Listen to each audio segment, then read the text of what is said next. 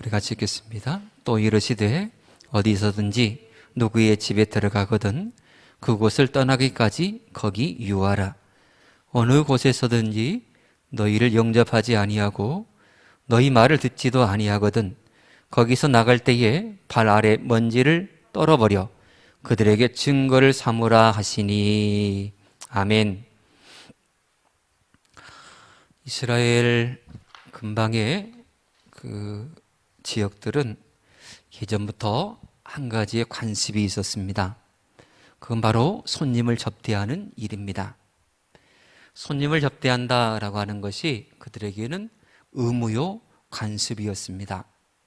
우리가 생각하기에는 보통은 여행자들이 여행을 하다가 어느 지역에 가서 어느 집에 문을 두드리고 여기서 하룻밤 묵어가도 되겠습니까? 먹을 것을 좀 얻어 먹어도 되겠습니까? 라고 그렇게 청하는 것이 우리의 상식이잖아요. 그러나 그 지역 사람, 그 지역의 관습은 그러지 않았습니다. 정반대였습니다. 오히려 여행자들이 지나가는 것을 보고 앞다퉈서 그들을 자기의 집으로 초대하였고 먹을 것을 제공하고 그들이 잠잘 곳조차 제공하는 그것이 바로 그 당시에 이스라엘 지역의 근동의 관습이었습니다. 이런 관습은 우리가 성경 창세기를 통하여서 우리가 알 수 있는 대목들이 있지요. 바로 아브라함이 소돔으로 향하는 천사들을 대접하는 그 일 말입니다. 또한 소돔에 도착했을 때에 롯이 천사를 대접하는 그런 광경도 동일한 맥락에서 알 수 있습니다. 그런 의미에서 보게 될 때에 전도자들이 예수님의 복음을 듣고 복음을 가지고 전도 여행을 떠날 때에 그들은 한결 마음이 가벼웠을 것입니다. 먹을 거 걱정하지 않아도 어느 지역에 가든 손님을 접대하는 그런 관습 때문에 그들은 먹을 것, 잠잘 곳을 염려할 이유가 없었던 것이죠. 전도 여행을 떠나는 제자들의 마음이 한결 가벼웠을 것입니다. 그런데 문제는 그 다음부터입니다. 어느 집에 들어가서 그 집이 나를 초청해서 그 집에 들어가서 먹고 자고 하는 그곳에 머무르는 그런 과정 가운데 사람이 좋은 일도 한두 번이지 여러 날 있다 보면 반드시 잡음이 생기기 마련입니다. 여러분들이 자녀들 시집 장가 보내시고 자녀들의 집에 가신 적이 다 있으실 것입니다. 자녀 집에 가면 어떻던가요? 마음이 평안해서 평생 거기서 눌러 앉아 살고 싶던가요? 자녀들을 볼 때에, 손주들을 볼 때에 기쁜 마음은 그것이 잠깐이지 계속적으로 그곳에 머물러 있다 보면 여러 가지 불협화음이 생기기 마련입니다. 사람이 부딪혀서 사는, 부대끼면서 사는 가운데 항상 좋은 일만 있을 수는 없지 않습니까? 그러면 그곳을 그런 불편함 가운데 있을 때에 어떻게 하는 것일까요? 우리가 그냥 자녀 집에 가서 있다가 좀 불편하다 싶으면 그냥 다시 돌아오면 됩니다. 어느 집에 가더라도 좀 불편하다 그러면 돌아오면 돼요. 그런데 지금 제자들이 무엇을 위해서 둘씩 짝지어서 나간 것입니까? 복음을 위해서입니다. 영혼을 구원하기 위해서 둘씩 짝지어서 나갔어요. 그곳에 가서 누군가가 자신들을 영접하여 집에 거하게 했을 때에 그거 하루 이틀이지 뭔가 문제가 발생할 때에 어떻게 해야 될 것인가? 보통에 하던 대로 털털 털고 다른 집으로 가면 되느냐? 결국 그렇지 않다라고 하는 것입니다. 왜냐하면 복음을 맡은 하나님의 대사이기 때문에 그렇습니다. 그래서 예수님께서는 혹 다른 집에서 초대하고 그 집으로 옮겨가는 것이 오히려 더 낫다라고 판단된다 할지라도 그 집에 계속 머물러 있으라라고 예수님께서 말씀하시는 것입니다. 도대체 무슨 이유 때문에 예수님께서 그렇게 말씀하시는 것일까요? 큰 틀에서는 복음을 위해서입니다. 복음을 증거하기 위해서 그 집에 계속적으로 머물러 있으라라고 하는 것인데 좀 더 구체적으로 들어가 보면 더 큰 불화가 생기지 않도록 하기 위해서입니다. 즉 이것은 무엇을 의미하느냐면 사람과의 관계성이 너무나 중요하다라고 하는 것이죠.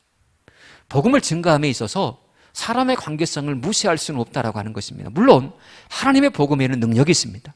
하나님의 말씀에는 능력이 있습니다. 그러나 관계가 틀어진 상태에서 복음이 효과적으로 증거될 수 없다라고 하는 것을 예수님께서 말씀하시는 것입니다. 속이 상해도 그곳에 머물러 있으랍니다. 불편해도 그곳에 머물러 있으랍니다. 이곳을 피해서 다른 곳으로 가면 좀 더 큰 불화가 생기기 마련이기 때문입니다. 그 사람이 싫어서 뭔가 여기서 좀 떠났으면 하는 그런 마음으로 다른 곳으로 옮겨갈 때에, 자, 우리 집에 누군가가 왔어요. 그래서 며칠간 처음에 봤을 때 너무나 반가웠어. 어서 오라고, 우리 집에서 계속적으로 있으라고. 그렇게 했다가 불편함이 생겨요. 그래서 은연중 내 마음속에 아이고 좀 갔으면 하는 그런 마음이 들어요. 그래서 제발 좀 빨리 가라, 이런 말은 못해도 마음속에 그런 마음이 들어요. 그러다가 이 사람이 진짜 나 갈래, 나 딴 집으로 간다고 그렇게 말했을 때에 처음에는 속이 후련해요. 빨리 가라, 그래, 아이고 아쉬운데 며칠 더 있지. 말은 그렇게 해도 속으로는 빨리 갔으면 빨리 가, 빨리, 이렇게 해요. 그러다가 그 사람이 누군가 옆집으로 갔어요. 옆집으로 가서 거기서 하하호호 하면서 잘 지내는 것을 봐요. 그러면 나랑 있을 때는 좀 불편함이 있어서 빨리 갔으면 했다가도 옆에 사람과 같이 친하게 지내고 좋은 분위기 속에서 그렇게 지내는 모습을 보면 괜히 속이 상해요. 괜히. 내가 그 사람에게 뭔가 나쁘게 한 것은 없지만, 그 사람이 나한테 또 나쁘게 한 것도 없지만, 다른 사람하고 더 좋게 지내는 그 모습을 보면서 은연중 질투가 생기고 마음이 꽁함이 더 생겨요. 그래서 그 사람과 같이 지내는 그 이웃조차도 꼴보기 싫어. 한 사람과의 관계가 틀어지다 보니까 점점 더 확산되는 것을 보죠. A라는 사람과의 관계가, 나와 관계가 좀 불편했는데 그 사람이 B라는 사람과 같이 어울리는 걸 보니까 A라는 사람도 믿고 B라는 사람도 더더욱 미워요. 그래서 점점 그 미움이 점점 확산이 돼요. 그래서 속이 상하고 좀 불편함이 있다 할지라도 그곳에 계속 머물러라 라고 예수님께서 그렇게 말씀을 하시는 것이죠. 그리고 설령 좋지 않는 그런 관계 속에서, 괜찮은 관계 속에서 옮겼다 할지라도 괜히 오해가 생겨요. 이 사람이 왜 간다고 그러지? 내가 속으로는, 내가 마음속으로는 이 사람이 갔으면, 딴 데로 갔으면 하고 하는 그런 마음이 있었지만 이 사람이 간다라고 말하니까 괜히 뭔가 있지 않나? 나한테 소원한 것이 있나? 실제로는 그렇지 않지만 그런 마음이 불현듯 들기 시작합니다. 그러다 보니까 도대체 뭐지? 라고 이렇게 궁금증이 폭발해서 캐기 시작해요. 캐다 보면 점점 안 좋은 것들이 드러나게 되고 그것이 마을을 통해서 확산되고 소문이 더 눈덩이 터마다 더 커져서 이제는 돌이킬 수 없는 관계까지 이어지게 되더라라고 하는 것입니다. 그런데 이런 식으로 관계가 틀어지면 보편 일반적인 그런 관계라면 훌훌 털고 되돌아서면 돼요. 우리 하는 말 있죠. 안 보면 그만이라고. 보통의 관계라면 그러면 돼요. 좀 불편하면 안 보면 되지.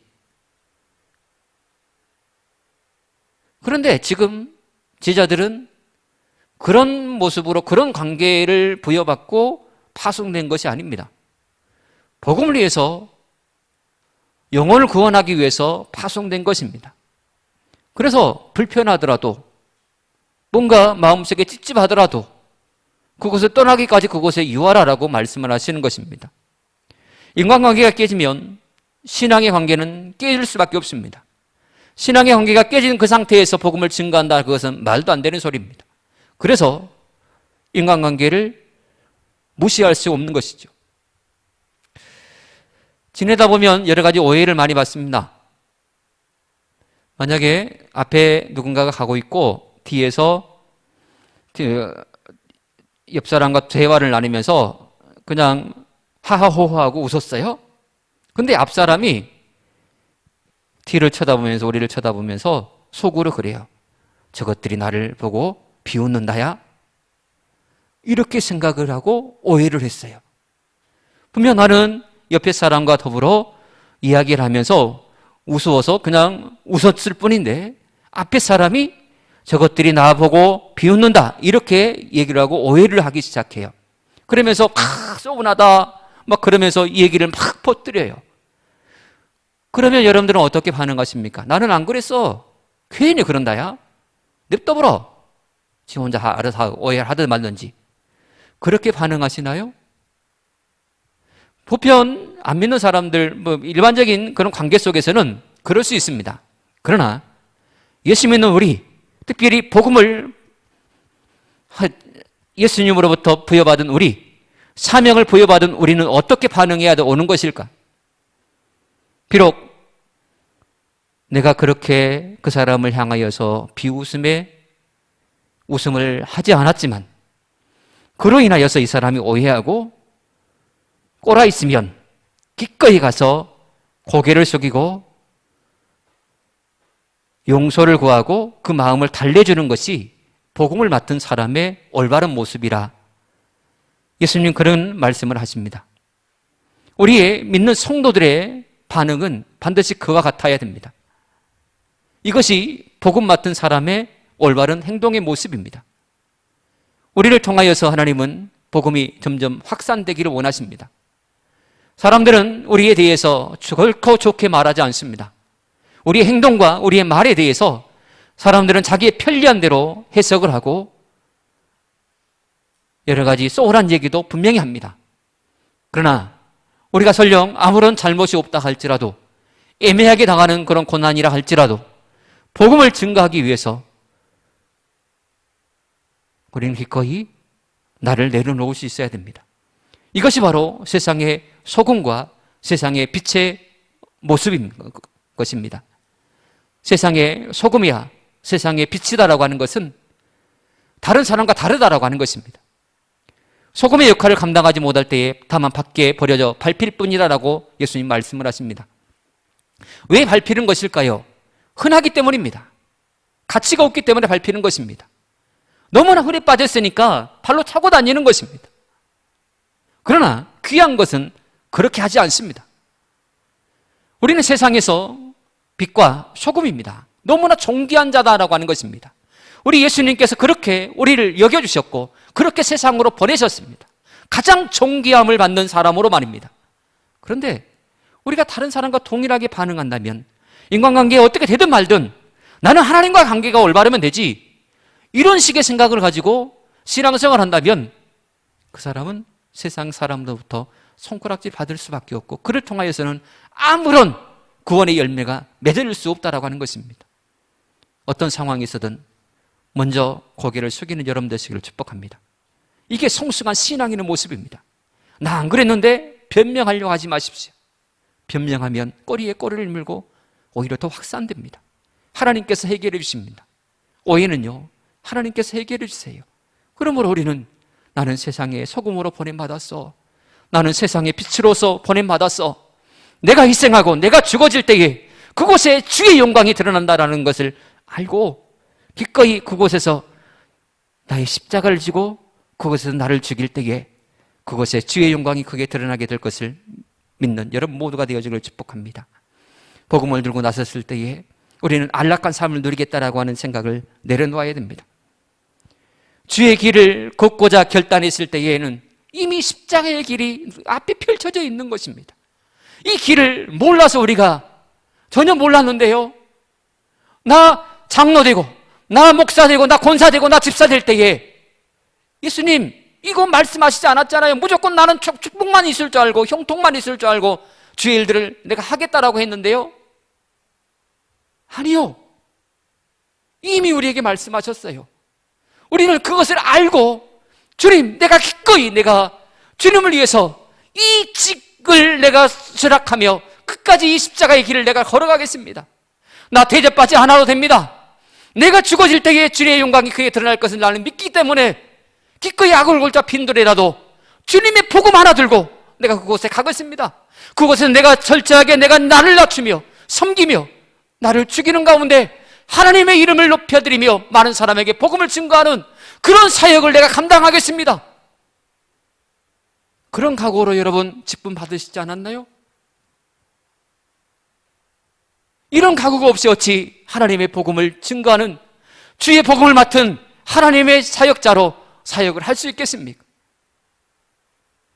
수많은 사람들이 십자가의 길을 마다하고 있어요. 갈수록 그래요. 갈수록 자신의 소원함을 막 드러내요. 소원함을 드러낸다는 것이 무엇입니까? 나 대접받고 싶어, 나 인정받고 싶어. 누구에게요? 사람에게 말이에요. 그러나 우리를 위로하시고 우리에게 상급 주시고 우리에게 힘 주실 분은 누구십니까? 하나님 한 분뿐입니다. 하나님의 복음을 맡은 사람은 하나님의 위로하심이 반드시 주어질 줄 믿습니다. 사람은 아무런 말도 하지 않고 오히려 우리를 비난하지만 우리 하나님은 우리를 인정하여 주시고 우리를 위로하시는 하나님이시기 때문에 그 하나님 한 분 바라보고 우리가 이 길을 걸어가는 것 아니겠습니까? 어떨 때는 마음이 상해요. 미칠 것 같아요. 내가 왜 사는지조차 너무나 후회스러울 때는 내가 얼마나 많은지 몰라요. 하나님의 일들을 감당하다 보면 오해를 받게 되고 눈물바람하면서 하나님 앞에 통곡할 때가 많아요. 그럼에도 불구하고 사람에게 가서 머리를 조아리고 내가 잘못했어, 내가 부족해서 그랬어, 그렇게 기꺼이 고개를 숙이는 이유가 무엇인가요?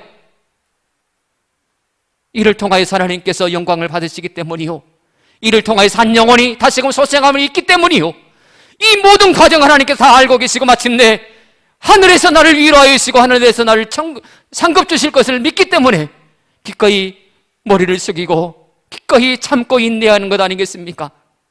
우리 예수님께서는 그렇게 말씀하시는 것입니다.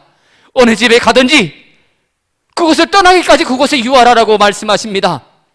대접받을 생각도 하지 말고 마음이 상했다고 움직이지도 말고 그저 묵묵히 주의 복음 하나 들고 주의 복음 증거하는 것에 목표를 두고 그곳에서 나를 죽이라고 하는 말씀입니다.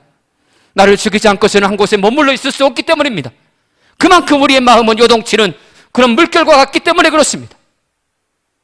오늘 예수님께서 한 곳에 머물러라고 하시는 의미가 무엇인지 다시금 깨달아 하시는 여러분 모두가 되어지기를 축복합니다. 또한 예수님께서는 한 집에 머물러라고 하는 것은 사람의 마음의 집을 이리저리 옮겨 다니지 말라라고 하는 것입니다. 사람의 마음은 집과 같습니다. 이 마음으로 들어갈 때는 들어가도 돼?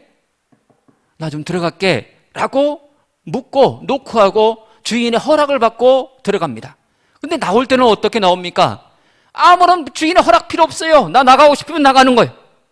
사람의 마음의 문이, 마음의 집이 그렇습니다. 들어갈 때는 진짜 어려워요. 그래 나올 때는 그냥 내 임의대로 내가 나오고 싶으면 그냥 나오는 것입니다. 그런데 나올 때 어떻게 나오느냐가 중요합니다. 나올 때 여러분 누군가의 관계 속에서 그 사람과 친분 관계가 생겼어요. 그래서 마음을 열고 이 사람을 받아들였어요. 서로 마음이 통해서 너무나 좋았어요. 근데 어느 날 이 사람이 마음을 떠나버렸네요. 이 떠날 때의 모습이 어떤 모습으로 떠나느냐에 따라서 전도의 문이 열리기도 하고 닫히기도 합니다. 예수 안에서 우리는 서로의 관계성에 있어서 바른 관계성을 유지해 나가야 됩니다. 어떤 미련한 사람들은 그래요. 이 사람과 같이 마음적으로 사귀다가 다른 사람에게 마음을 주고 이 사람과 교제를 나눌 때 이 사람과 관계를 딱 끊어버리는 사람이 있어요. 제일 미련한 사람이에요. 우리는 할 수만 있다면 많은 사람과 관계를 맺으며 살아가야 합니다. 다양한 사람들을 만나십시오. 다양한 사람과 교제를 나누십시오. 무엇을 목적으로 말입니까? 복음을 증거하기 위해서 말입니다. 하나님께서 어떤 사람을 예비해 놓으실지 우리는 알 수 없습니다. 내가 알고 있는 그 범위 내에서 하나님께서는 구원의 열매를 맺으실 것입니다. 하나님께서는 우리가 알고 있는 그 범위 내에서 사람들을 수확하십니다. 그래서 우리는 할 수만 있다면 많은 사람들을 교제하고 만나고 친분 관계를 쌓아가야 됩니다. 이것이 옳습니다. 세상의 사람들은 나를 죄악으로 빠뜨려 내 믿음을 자꾸 갉아먹어. 그래서 나는 혼자 있을 거야. 혼자 나는 저 기도의 골방에 들어가서 혼자 나는 하나님과의 교제를 나누며 그곳에 나는 있을 거야. 그러면서 혼자 평생 독방에서 혼자 그렇게 지내보십시오. 그를 통하여서 누가 예수를 만나며 누가 구원을 얻겠습니까? 우리는 다양한 교제를 나누며 살아가야 됩니다. 그럴 때 하나님께서는 그 일들을, 그런 교제의 모습을 통하여서 한 사람 한 사람을 변화시키고 또 인도하시는 것입니다. 우리가 한 사람의 집에, 마음의 집에 들어가실 때에, 그리고 나올 때에 우리가 기억해야 될 것은 그 사람의 마음에 들어가서 있을 때에 내가 진짜 많이 신세를 지셨다라고 하는 그런 마음을 잊지 말아야 됩니다. 내가 이 사람과 교제를 나눌 때에, 관계를 맺을 때에 내가 이 사람에게 참 많은 도움을 받았어, 너무 감사해 라고 하는 그런 마음을 잊지 말아야 돼요. 내가 준 것만 생각하면 자꾸 서운해요. 자꾸 서운해. 하나님의 복음을 맡은 사람들은 준 것은 생각하지 말아야 됩니다. 목회를 하다 보면 간혹 서운할 때가 많아요. 내가 이분을 위해서 얼마만큼 헌신하고 섬겼는데 그 섬긴 거 베풀어 준 것은 생각도 않고 10번 중에 한 번 서운하다고 이렇게까지 서운함을 표하고 이렇게까지 일을 크게 확산시키는 것인가, 이런 생각이 들 때에 너무 마음이 많이 아프고 서운해요. 근데 이것조차도 내려놓아야 돼요. 이것조차도. 우리는 예수님의 뒤를 따라서 예수님께서 섬김의 본을 보이셨던 것처럼 섬기기 위해서 이 땅에 파송받은 사람들입니다. 복음을 맡은 사람은 섬기는 사람입니다. 섬기지 않고서는 결코 하나님의 의를 이룰 수 없어요. 그래서 누군가와 교제를 나누고 할 때에 그 사람에게 준 것을 생각지도 말고 받은 것만 생각하고 감사한 마음을 가지고 관계를 유지해 나가십시오. 끊임없이 누군가와 관계 속에서도 어디서든 그럴 때에 하나님께서는 바로 그 관계 속에서 하나님의 복음의 씨앗이 뿌리를 내리고 자라게 하시고, 그래서 그 사람이 더욱더 주 안에서 견고하게 서게 하여 주실 줄 믿습니다. 인간관계에 성숙한 사람, 이 사람을 통하여서 하나님은 큰 일들을 이루십니다. 신앙의 성숙은 곧 인간관계의 성숙으로 이어집니다. 신앙이 성숙한 사람이 인간관계가 자꾸 틀어져서 외골수적으로 살아간다? 그것은 뭔가 문제가 있는 것입니다. 신앙의 성숙자는 반드시 인간관계도 성숙하기 마련이거든요. 복음을 위해서 참고 인내하는 여러분 모두가 되어지기를 축복합니다. 하나님께서는 바로 그런 사람을, 바로 복음을 맡겨준 사람이 바로 그런 모습이기를 원하시고 계세요. 오늘 예수님께서 어느 집에 들어가든지 그곳을 떠나기까지 그곳에 유하라 라고 하시는 이 말씀을 다시금 가슴에 새기면서 어디서든지 나를 죽이고 그곳에서 주의 영광을 드러내며 효과적으로 복음을 증거하는 여러분 모두가 되어지기를 축복합니다. 기도하겠습니다. 하나님 감사합니다. 하나님의 귀한 복음을 맡은 자로서 이 땅에서 나를 내려놓고 오직 섬기는 자로서 오직 희생의 자리에 나가는 우리 모두가 되기를 원합니다. 하나님, 이 일들을 감당하기까지 참 많은 아픔도 있고 수많은 눈물을 흘림도 있습니다. 하지만 마침내 주님께서 이 모든 걸 다 기억하시고 위로하여 주실 것을 믿기에 결코 포기하지 아니하고 주저앉지 아니하고 믿음으로 끝까지 주의 길들을 걸어갑니다. 하나님의 성령님을 통하여서 우리를 도와주시옵소서. 예수님의 복음 들고 나가는 우리 모두를 하나님께서 선한 길로 인도하시고 결코 낭망하지 않도록 주의 오른손으로 붙잡아 주시옵소서. 하나님 때문에 오늘 또 우리가 승리하며 살았습니다. 앞으로의 날들도 주께서 도우실 것을 믿습니다. 이 시간도 병상에 누워 또 타지에 나가 함께 예배하는 모든 주의 성도님들, 하나님께서 어여삐 여기시고 그들의 마음을 먼저 받으시고 삶과 형편을 돌아보셔서 문제마다 해결하여 주시기를 원합니다. 육체의 질병으로 인하여서 심히도 공고함 가운데 빠져있는 당신의 종들을 하나님께서 긍휼히 여기셔서 친히 이 시간도 어루만져 주셔서 하나님 고쳐주시기를 원합니다. 하나님이여, 우리의 마음이 하나님께 향함이고 우리가 전심으로 하나님 앞에 입을 벌려 기도할 때에 하나님이여, 우리의 기도를 들으시고 문제를 해결해 주시되 질병을 깨끗이 치료하여 주시옵소서.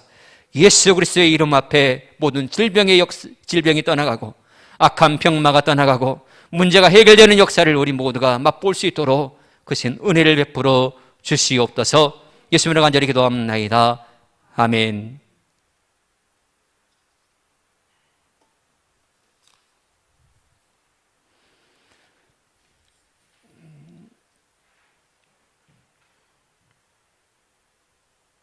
한 가지 광고를 드리면, 우리 교회에 어제 새벽에 노숙자가 와서 이것저것 다 뒤지고 그랬더라고요.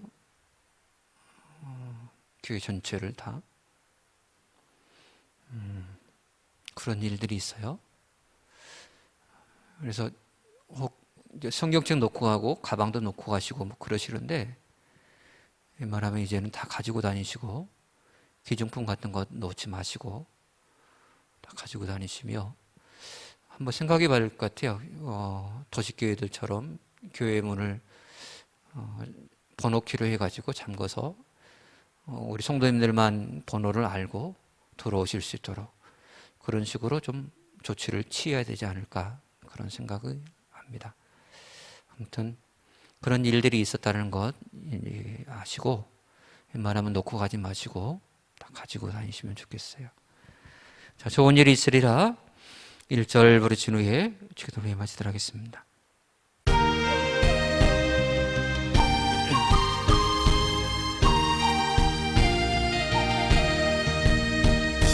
하나님을 아버지라 부르는 자니 좋은 일이 있으리라, 많이 있으리라. 우리 서로 뜨겁게 사랑하며니 좋은 일이 있으리라, 크게 있으리라. 아멘. 하늘에 계신 우리 아버지, 아버지 이름은 거룩하게 하시며 아버지의 나라 오게 하시며 아버지의 뜻이 하늘에서와 같이 땅에서 이루어지게 하소서. 오늘 우리에게 일할 양식을 주시고 우리가 우리에게 잘못한 사람을 용서하는 것 같이 우리 죄를 용서하여 주시고 우리의 심에 빠지지 않게 하시고 악에서 구하소서. 나라와 권능과 영광이 영원히 아버지의 것입니다. 아멘.